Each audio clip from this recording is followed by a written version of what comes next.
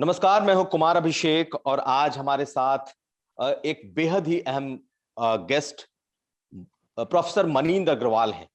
Manindra Agarwal IIT Kanpur में computational mathematics के ज्ञाता हैं और पिछले कुछ समय से लगातार कोरोना का जो पीक है, कोरोना के बारे में जो अध्ययन है कि कब ये पीक पर आएगा, कब ये फ्लैटन करेगा, कब ये कम होगा, इनकी पूरी जो टीम है इसका लगातार अध्ययन कर रही है।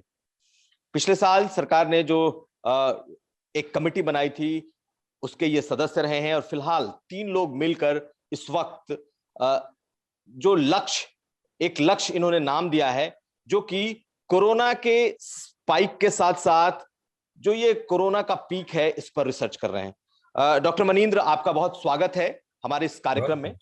सर, इस वक्त सबसे ज्यादा लोगों की इस बात की चिंता है कि आखिर ये जो पीक है इस देश में कोरोना का, ये कब आएगा। आपसे हमारी जो पिछली बातचीत हुई थी, जो इंटरव्यू हुआ था, आपने ये कहा था कि इस महीने के आखिर तक या पहले वीक तक जो है वो इस देश में कोरोना का पीक आएगा। आपका रिसर्च, आपकी स्टडी क्या कहती है? अभी भी वही कह रही है कि अगले महीने के शुरू में कभी पीक आएगा। शुरू का मतलब 4 से 6 मई के बीच में हमारा मॉडल के हिसाब से पीक आएगा। और उसका आपको कुछ सिग्नल्स अभी मिलने शुरू हो गए हैं कि ये कर्व जिस तरह जाता है, वो जब पीक के पास पहुंचता है तो उसकी बढ़ने की रफ्तार धीरे होती जाती है। और जैसे आप अगर पिछले 2-3 दिन का डेटा देखें तो 3,40,000, 3,45,000, 3,55,000 ऐसे धीरे धीरे बढ़ रहा है, जबकि पहले काफी तेजी से नंबर बढ़ रहे थे। ये भी दर्शा रहा है कि हम पीक के पास पहुंच रहे हैं। तो सर, ये 3,55,000 का जो लेटेस्ट फिगर डेटा आया है इस देश में, ये कहां तक जाएगा, क्या आपका अनुमान? हमारा अनुमान अधिकतम 4 लाख तक जाएगा, वही मई के शुरू में, और फिर उसके बाद नीचे होना शुरू होगा। और ये जो इस वक्त का जो डेटा है, ये क्या कुछ राज्यों तक का ही सीमित है, और क्या इसमें जो जो रूरल इंडिया है उसकी गणना है इसमें, क्या कि हम इसको माने कि ये 4 लाख तक ही जाएगा? ये तो पूरे देश भर का जो मॉडल एक साथ देश को एक यूनिट मान के बनाया गया है, तो उसमें ये कि कौन सा शहर है, कौन से गांव हैं, ये नहीं देखा गया है। और अगर आप इस समय का डेटा देखें तो आप पाएंगे कि जो रूरल एरिया है वहाँ पे भी अब केसेस आने शुरू हो गए हैं। तो वहाँ भी ये जो वाला इस बार कोरोना का इन्फेक्शन इस समय तक पहुँच चुका है। और हमारे अनुसार वो सब को मिला के जो पीक आएगा वो उसकी हमने संभावना बताई है। सर, एक और बात जो हम लोगों से पूछा जाता है, दर्शक जानना चाहते हैं, वो ये कि एक तो जो डेटा सरकार की तरफ से आ रहा है, जितने टेस्ट हो रहे हैं, और एक वो डेटा जब गांव में लोग इतने टेस्ट नहीं करा पा रहे हैं या फिर टेस्ट रिपोर्ट लेट से आ रही है या बहुत सारे घरों में लोग इस वक्त संक्रमित हैं, तो हम उस दोनों डेटा को कैसे समझें और कैसे माने कि ये जो पीक है या ये जो डेटा है यही सही है? क्योंकि कई गुना लोग घरों में संक्रमित हैं, गांव में संक्रमित हैं, तो हम इसको कैसे समझें? ये बात एकदम सही है और ये हमेशा से लागू रही है। कोरोना ये एक ऐसा वायरस है कि अधिकतर लोगों को ये बहुत अधिक असर नहीं करता है। उसमें बहुत सारे लोग होते हैं जो संक्रमित होते हैं लेकिन उन्हें भी नहीं पता चलता कि वो संक्रमित है। बहुत सारे लोग ऐसे बहुत खांसी जुकाम बुखार होके निकल जाता है। कुछ ही लोग ऐसे होते हैं जिनकी की स्थिति थोड़ी गंभीर हो जाती है इसके बाद। तो ये पहले भी ऐसा होता है और अब भी ऐसा ही हो रहा है कि टेस्टिंग द्वारा हमें एक जो वास्तव में संक्रमित हैं उसका बहुत कम भाग ही टेस्टिंग द्वारा पता चलता है।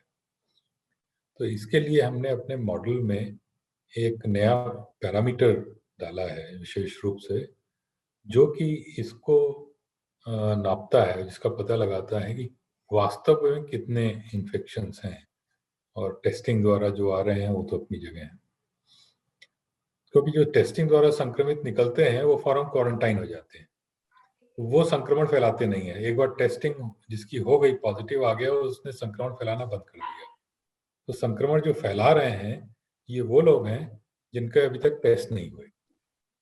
और जितने अधिक ऐसे लोग होंगे उतने अधिक नए संक्रमित लोग आएंगे, और वो हमें पता चल जाएगा डेटा देखते हुए कि जो टेस्ट पॉजिटिव वालों की संख्या अगर तेजी से बढ़ती जा रही है, इसका मतलब काफी संख्या में संक्रमित लोग ऐसे हैं जिनका कि टेस्ट नहीं हुआ।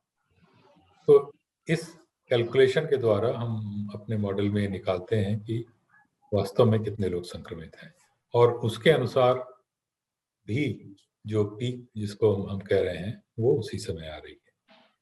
और उसके अनुसार भी जो डेटा है या जो संक्रमण का आप आंकड़ा दे रहे हैं वो 4 लाख तक ही जा रहा है?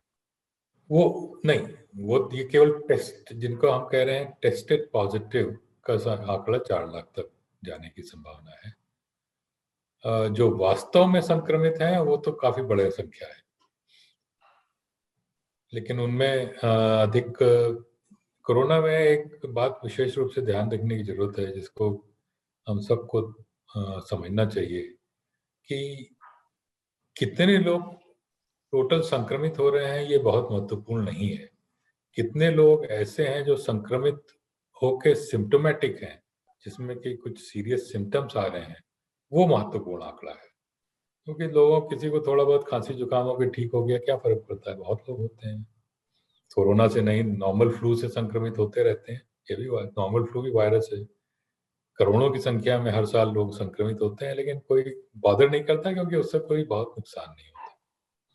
तो इसलिए वो नंबर सोच देखना कि कितने लोग टोटल संक्रमित हुए, उसका कोई ज्यादा महत्व नहीं।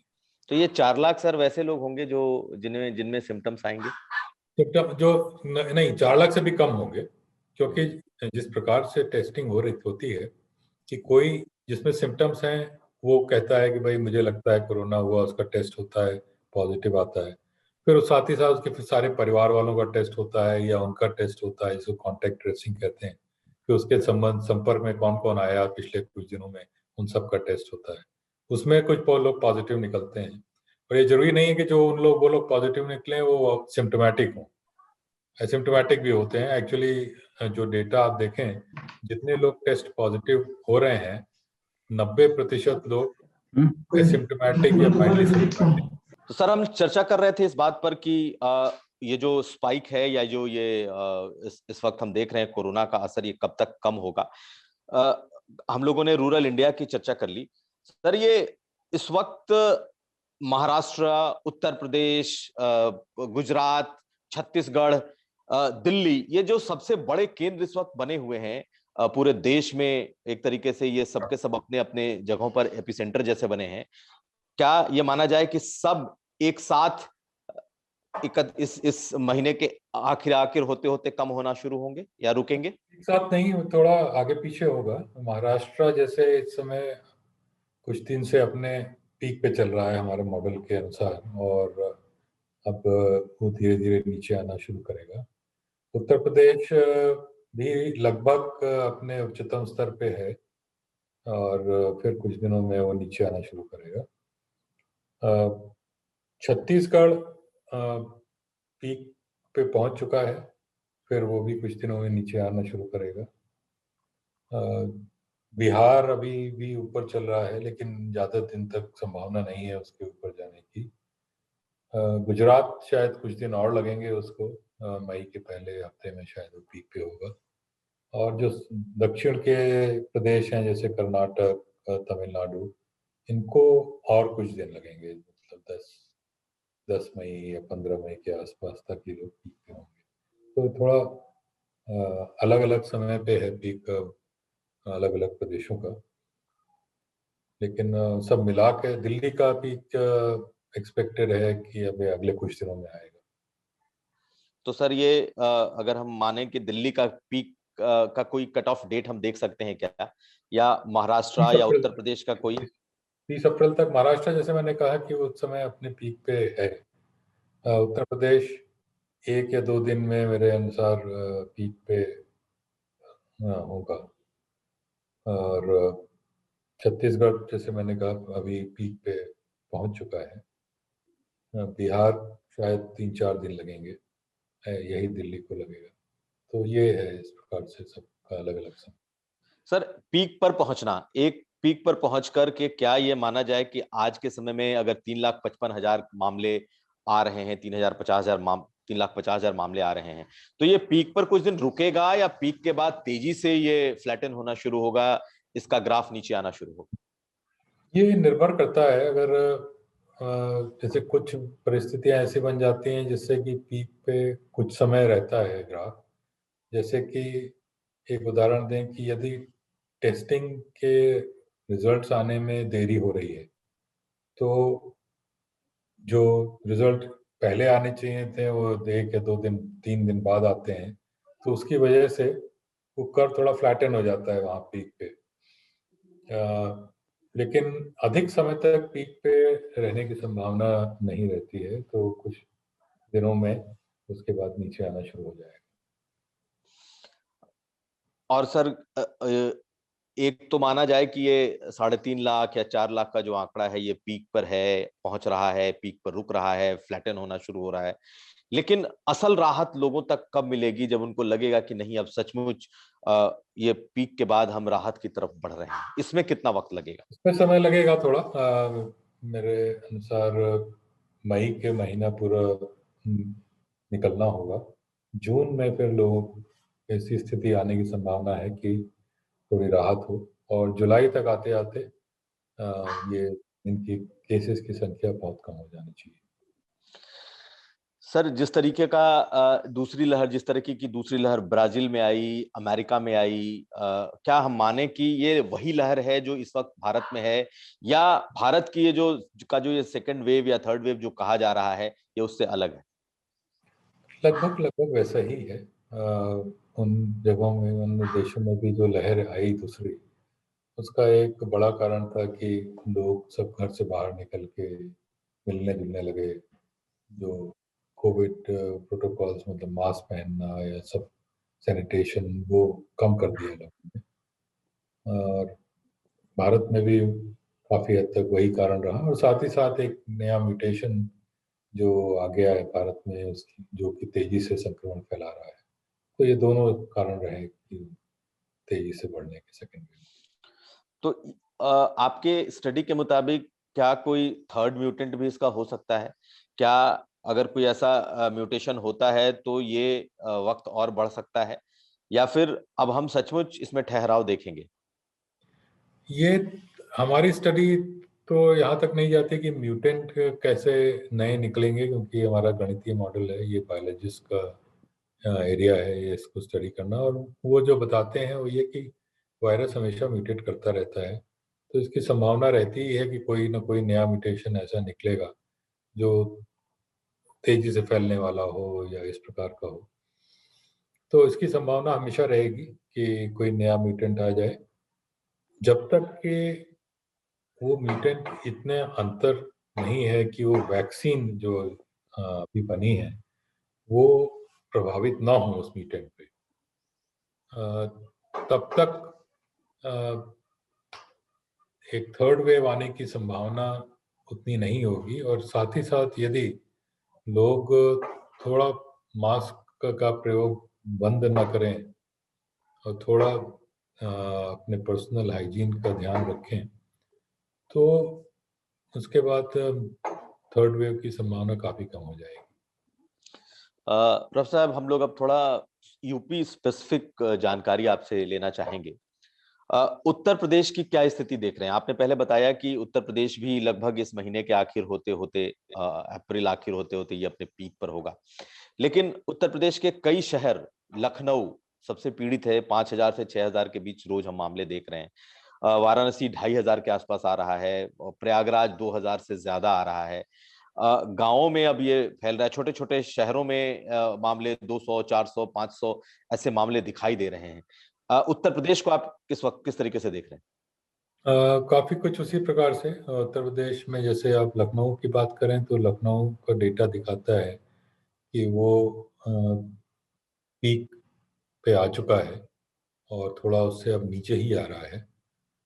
अ, इसी प्रकार से वाराणसी का डेटा मॉडल जो हमारा दिखा रहा है कि वो भी पीक पे इस समय पहुंच चुका है। प्रयागराज में थोड़ा हमारा मॉडल और वास्तविक देश डेटा में कुछ अंतर है। अभी किस वजह से ऐसा आ रहा है वो अभी साफ नहीं हुआ है, कुछ दिन के बाद ही वो पता चल पाएगा। कानपुर में हमारे मॉडल के अनुसार जिस प्रकार से चलना चाहिए अभी वहीं जा रहा है और पीक के काफ़ी पास पहुंच चुका है। तो लगभग सारे बड़े शहरों में इस प्रकार से पीक या तो आ चुकी है या बहुत पास में है, और वही कुल मिला के उत्तर प्रदेश की स्थिति भी है कि हम पीक के बहुत पास हैं। और नोएडा के बारे में क्या कहेंगे सर? नोएडा में केसेस इस बार कम आ रहे हैं और अभी कुछ दिन और लगेंगे उसको पीक पे पहुंचने में।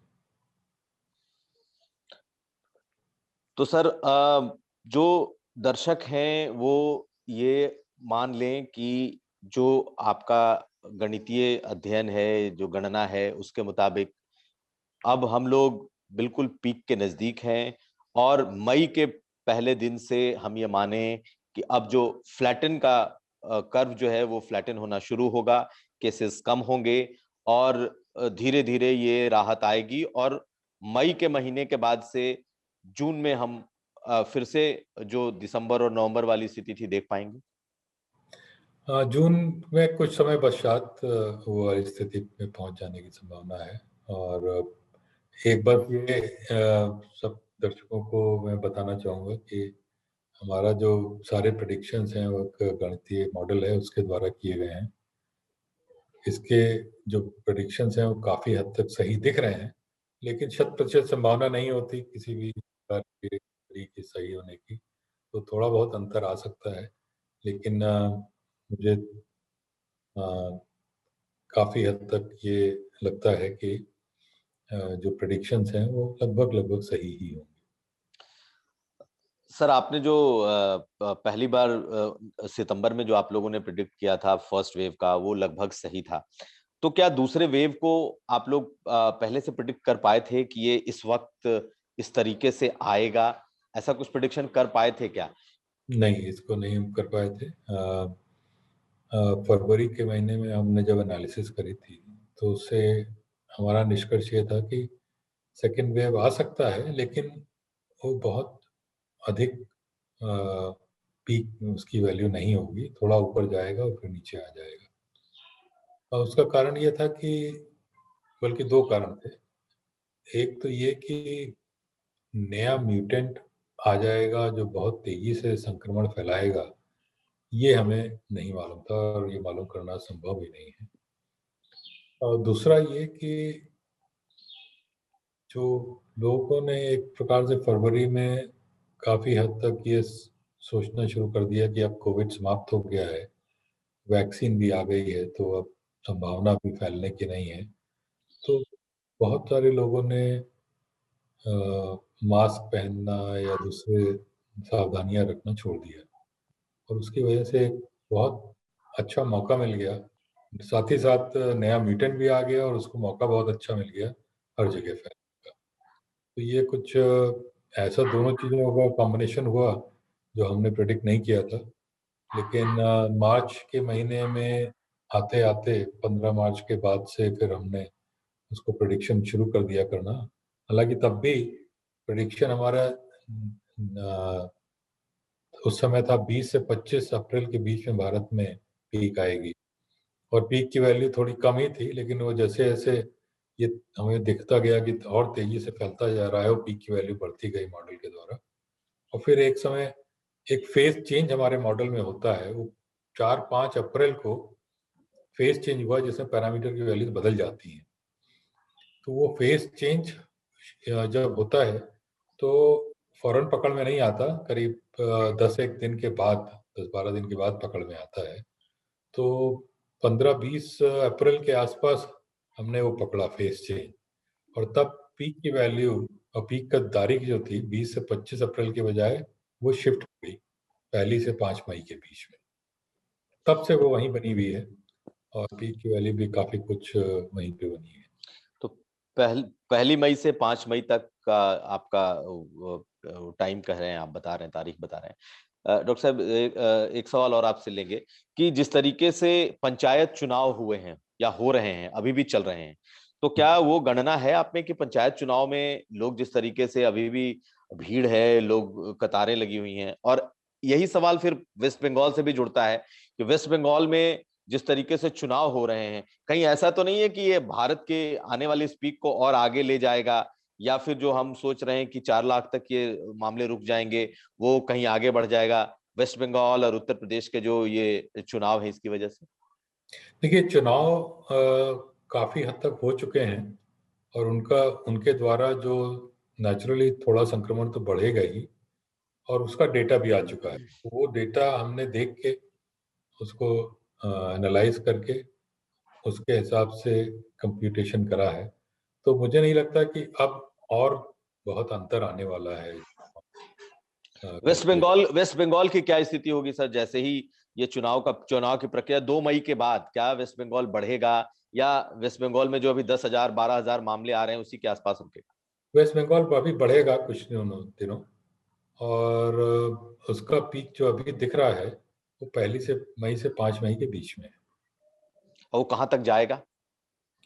वेस्ट बंगाल, एक मिनट मुझे देखना पड़ेगा कहाँ तक जाएगा। क्योंकि सबसे ज्यादा चर्चा इस वक्त पश्चिम बंगाल चुनाव और कोरोना को लेकर के वेस्ट चल रहा बंगाल है। वेस्ट बंगाल करीब तो दिख रहा है कि 16-17 हजार केसेस तक जाएगा। और इसका पीक का डेट क्या आ रहा है? पीक का रेट जैसे मैंने कहा 1 से 5 मई के बीच में। आएगा। अच्छा सर, आखिरी सवाल चलते चलते आपसे कि ये बताइए कि जो वैक्सीनेशन है, अगर ये वैक्सीनेशन जिस तरीके से 18 साल के उम्र के बच्चों लड़कों से शुरू हो रहा है 1 मई से लेकर के, और सरकार इसमें तेजी लाने जा रही है, तो क्या इस वैक्सीनेशन का कोई असर हमारे आपके इस पीक पर, फ्लैटन होने पर, या थर्ड वेव पर होने वाला है या नहीं? बिल्कुल असर होगा। वैक्सीनेशन का बहुत अ, अच्छा असर होगा। जो हमारे मॉडल द्वारा प्रेडिक्ट किया गया है, इसमें हमने वैक्सीनेशन का कंपोनेंट नहीं रखा है। तो जो हमारा प्रेडिक्शन है वो ये मान के चल रहा है कि वैक्सीनेशन न के बराबर है, लेकिन जैसे जैसे वैक्सीनेशन की संख्या बढ़ेगी वो संक्रमण को फैलने से रुकेगी। तो जिस प्रकार से अभी हमारा ग्राफ है नीचे आने का, उससे भी तेजी से नीचे आ सकता है। सरकारें आपके डेटा को इस्तेमाल कर रही हैं कि नहीं? अब ये तो सरकार ही बता पाएंगी। ये डेटा हम जरूर शेयर कर रहे हैं उत्तर प्रदेश सरकार से भी और केंद्र सरकार के साथ भी। कुछ अन्य सरकारों ने भी कांटेक्ट किया है, लेकिन हम कितना प्रयोग कर रहे हैं ये तो वही अच्छे से आप बता पाएंगे। डॉक्टर मनींद्र अग्रवाल, बहुत धन्यवाद आज तक इंडिया टुडे ग्रुप से बात करने के लिए, और आपकी ये जो जानकारियां हैं ये जनता तक पहुंचेगी। और मुझे लग रहा है कि जो लोगों के मन में खौफ इस वक्त बना हुआ है, कहीं ना कहीं जब आप कह रहे हैं कि ये सब स्टेट पीक पर है, देश इस वक्त पीक की तरफ बढ़ चुका है, और आने वाले कुछ दिनों में लोगों को राहत मिलेगी, ये जो कर्व है ये जो फ्लैटन होगा, और कुछ हफ्तों में हो सकता है कि केसेस काफी कम हो और लोगों को राहत मिले। Doctor Manindra Agrawal, professor IIT Kanpur, आपका बहुत बहुत धन्यवाद हमारे इस शो में जुड़ने के लिए और अपनी इन अहम अध्ययन को लोगों के साथ हमारे साथ शेयर करने के लिए। धन्यवाद सर, बहुत धन्यवाद आपका। धन्यवाद। नमस्कार।